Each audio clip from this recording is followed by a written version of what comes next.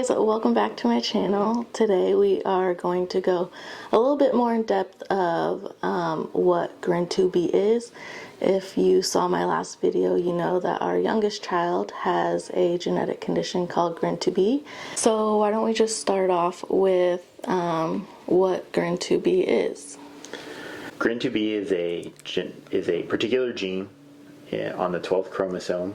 And what's happened is Nathan has a mutation to that gene. And in his particular case, he has a missense mutation, meaning that you have a particular nitrogenous base that's supposed to be there. So there's 4 of them that make up everybody's DNA. And that particular has a particular sequence to them. And in Nathan's case, where a particular base is supposed to be, instead of having that one, he has a different one there. So it no longer correctly codes for the proper protein sequence of amino acids. So next, can you kind of go over what causes the mutation and if it's inherited? Sure. So any sort of GRIN2B disorder is unlikely to be inherited, and the reason being is that if you have the mutation, even in a recessive capacity, so meaning you have a correct 12 chromosome because you inherit one from each parent, and the other one has the mutation, you still express the symptoms of the disorder. So basically, the fact that you have one that functions correctly can't overcompensate for the mutation on the other one. So it's unlikely to be passed down just because you would exhibit all the symptoms of the disorder even with just one mutated chromosome. So typically what's occurring in these cases, it's a de novo mutation. They're extremely rare because your body does a really good job at checking your DNA and making sure it's in the correct sequence, and not allowing sort of these spontaneous mutations to happen. But in this particular case, you have a base that was changed. It could have been due to exposure to some type of environmental factor or something along those lines that causes the mutation. Again, that's part of the reason why it is this disease is so rare, is because these type of mutations are extremely uncommon. The body does, again, a good job of making sure that these type of mutations don't occur. There is a significant number of symptoms that can be expressed with the GRIN2B disorder. It's known as a spectrum disease, similar to autism, where you can have a wide range of symptoms and severity depending on the exact type of mutation and where it occurs in the gene. And initially we went through a significant amount of tests, largely due to Molly, because she did a great job of kind of realizing that developmentally he wasn't progressing the way that he was supposed to. And she kind of pushed for the pediatrician to start to investigate like what could be the cause and stuff like that. So maybe you can talk about some of the things that you kind of initially noticed timeline wise, and we can discuss kind of the different paths that we went down to get a diagnosis. Okay. Yeah, so around 2 months old, I noticed that he wasn't doing a lot of the developmental milestones. And so I brought it up to his pediatrician, and he kind of was like, oh, they develop differently, don't compare, and all that. So then 6 months came along, and I went back to his pediatrician for his well baby, and I expressed my concerns, like he should definitely be lifting his head up off on tummy time. He should be sitting at least supported, and he just wasn't making all of these milestones. So then at that point, he referred us to the neurologist. So the first test that they did, it had 4 different genetic conditions. I don't remember all of them. One of them was the Angelman syndrome. Yeah, it was a limited panel, so it was only testing for certain sort of known genetic markers, and they basically just flagged those, and those all came back fine. And so then they're like, okay, well, let's do some further diagnostic testing, like structurally on him. They did some blood work. They wanted to do an MRI.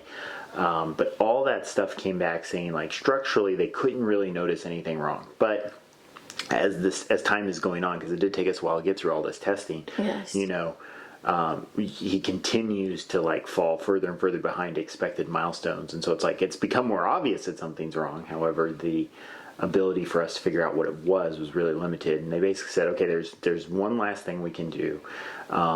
We can send both parents' DNA and the child's DNA to a lab where they actually sequence the entire thing.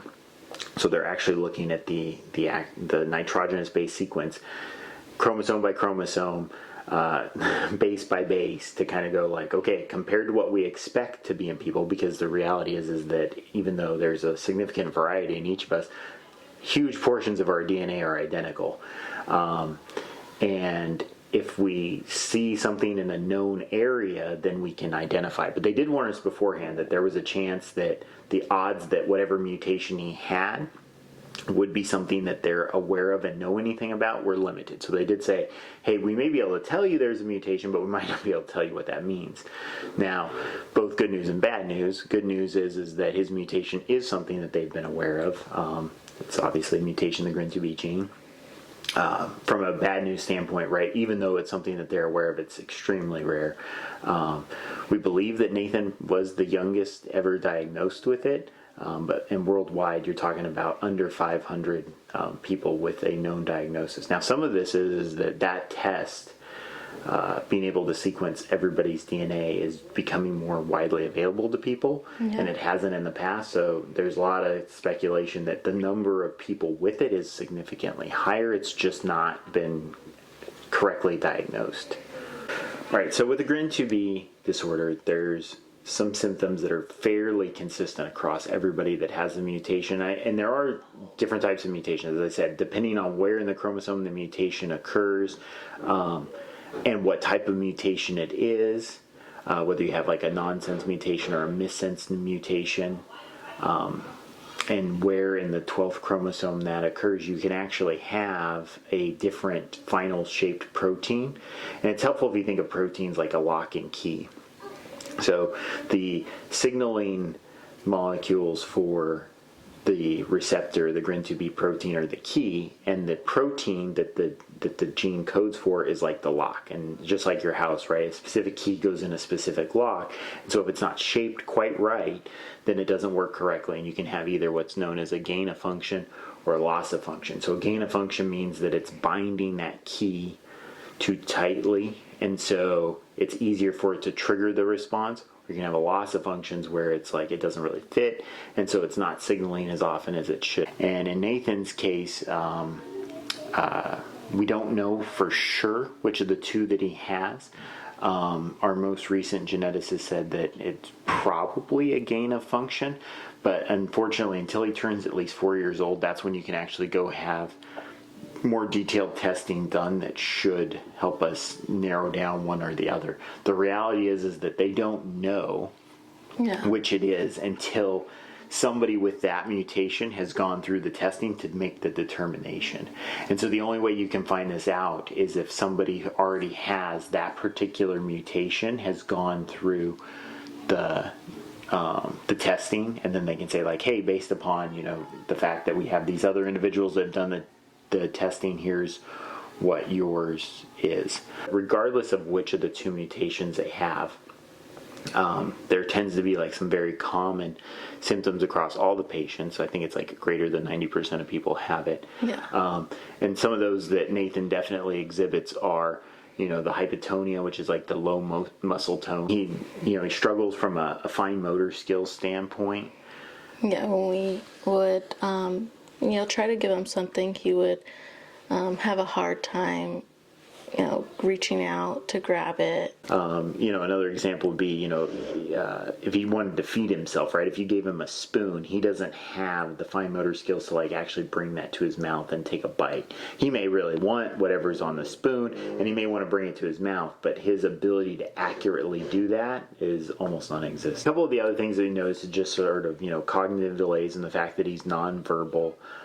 So, typically at 2, you have like at least some level of verbal expression on what they want, yes, no, that type of thing. Nathan does not talk.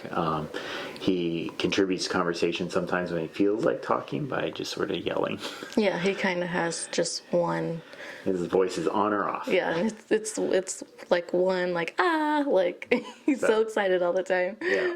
So, but those are kind of the across the board symptoms. I will say though that what we've noticed with Nathan is he does eventually hit the milestones. It's just quite a bit beyond when the typical timeline would have been. So there hasn't really been anything that we've worked on with him yet, or that his therapy, because he does do therapy pretty frequently. Yeah. There's nothing that we've sort of targeted from a skill set standpoint that he ultimately hasn't done. It's just quite a bit behind the expected developmental milestone for that. He's just very delayed. Yes. With Nathan, we've also noticed several other symptoms that, in terms of the commonality with other GRIN2B people, it's maybe not as widely recognized, but Molly can go into a little bit more detail about, his troubles with eating. So he suffers a lot from gastro issues. Since the beginning, He's had trouble with bowel movements. Yeah, constipation was a big one. And he was fine breastfeeding up until he was a year old. And then once my milk supply started to go down, we tried to transition him to a bottle. He wouldn't take it. And he wouldn't take it. After we tried to transition him to a bottle, he actually wouldn't take a regular bottle. In fact, that's something he just now started doing. So, Molly actually came up with a really inventive solution. I think she'll probably do a video on it. Where we basically modified a pacifier for that to become the feeding mechanism for him, because he would suck on a pacifier, but he would not take a bottle. That's something that he's only done like in the past month. So, fortunately she came up with that solution, but it really was kind of a burden from hey, do we want to spend this long with it?